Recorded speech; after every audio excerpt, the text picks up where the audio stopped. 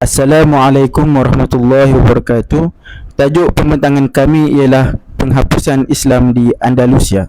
Pemikiran falsafah yang kami bawa ialah epistemologi, yang mana perkembangannya berkait dengan pemikiran falsafah imperialisme, modernisme serta kolonialisme terhadap peradaban lain.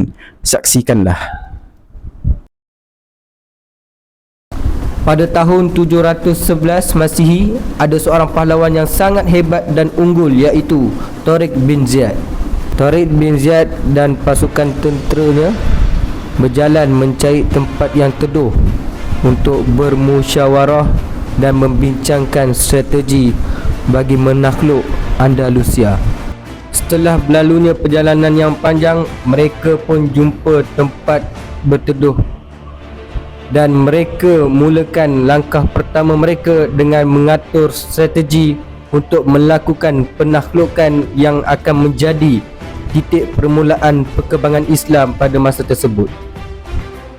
Setelah selesai berbincang, lalu mereka meneruskan perjalanan untuk meneruskan strategi yang seterusnya, iaitu langkah kedua untuk penaklukan adalah bekerjasama dengan rakyat Andalusia.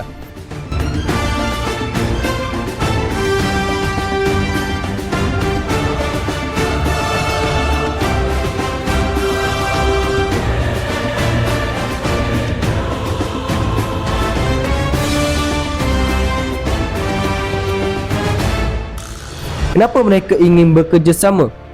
Kerana mereka mahukan kemerdekaan daripada raja mereka yang sangat zalim dan kejam.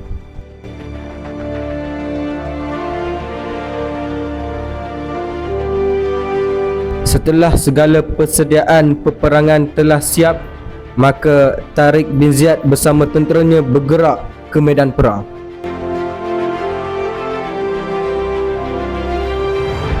Perang pun bermula. Perang yang panjang itu telah berlalu.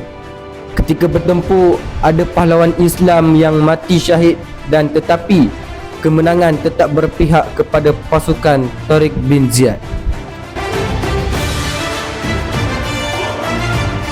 Semasa 800 tahun Islam memerintah, sedikit demi sedikit Islam telah berkembang dengan pesat dari pelbagai aspek, antaranya dari segi ekonomi dan ilmu. Perkembangan ini telah menjadi kehidupan penduduk Andalusia menjadi lebih aman dan harmoni, di mana agama Islam memerintah dengan sangat baik.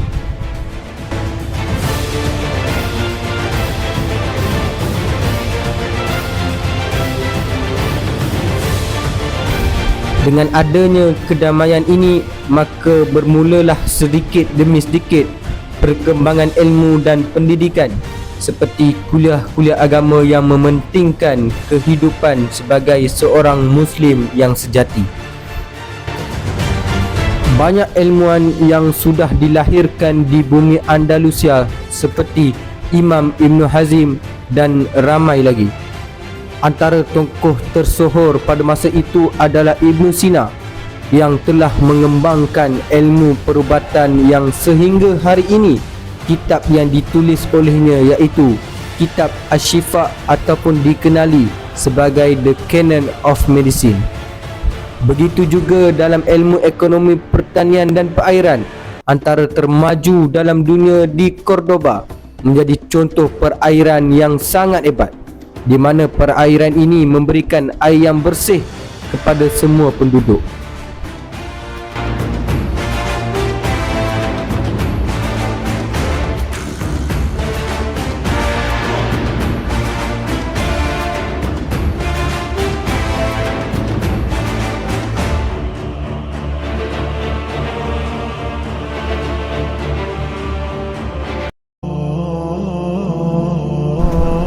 Selepas 800 tahun Islam memerintah bumi Andalusia, tahun demi tahun Kesultanan Islam semakin lemah pegangan agamanya. Antara punca kejatuhan Islam ketika itu adalah kerana mereka lebih cintakan harta benda, kuasa dan dunia, sehingga sanggup mengabaikan apa yang mereka telah pelajari ketika Islam memerintah. Pada masa yang sama juga, Kristian pun sedang mula berkembang daripada zaman kegelapan. Titik kejatuhan Islam pun bermula apabila seorang anak raja, iaitu Raja Abu Abdullah, membunuh ibu bapanya kerana ketamakan kuasa. Tidak cukup dengan itu, Raja Abu Abdullah meminta tolong daripada pihak Kristian, iaitu Raja Ferdinand, untuk membantunya menguasai negara Andalusia kerana Andalusia terpecah kepada 20 buah negeri. Maka persetujuan telah dicapai dan bergeraklah tentera salib menuju ke Andalusia.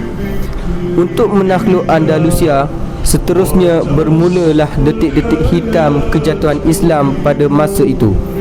Pembantaian umat Islam secara beramai-ramai, bentuk sesaan yang dikenakan ke atas umat Islam seperti paksaan memeluk Kristian, bakar hidup-hidup dan penyiasaan alat kenderaan yang sangat kejam. Maka terjadilah genosid ke atas Islam di Andalusia.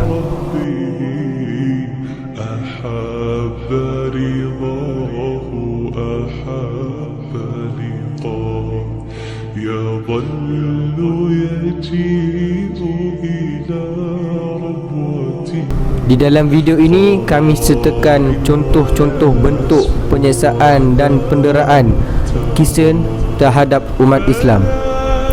Dapat dilihat bahawa umat Islam ketika itu benar-benar terseksa dan diperlakukan dengan sangat kejam.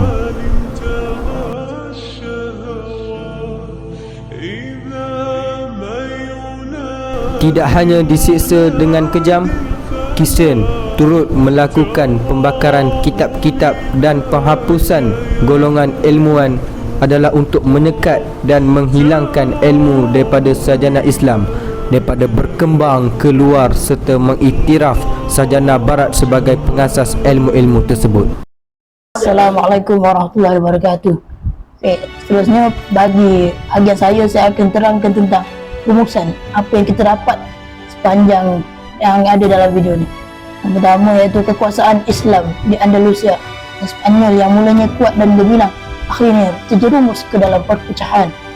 Akibatnya pemerintahan Khalifah Umayyah Andalusia mula berpecah apabila ramai pembesar di seluruh wilayah Andalusia mahu memerintah sendiri.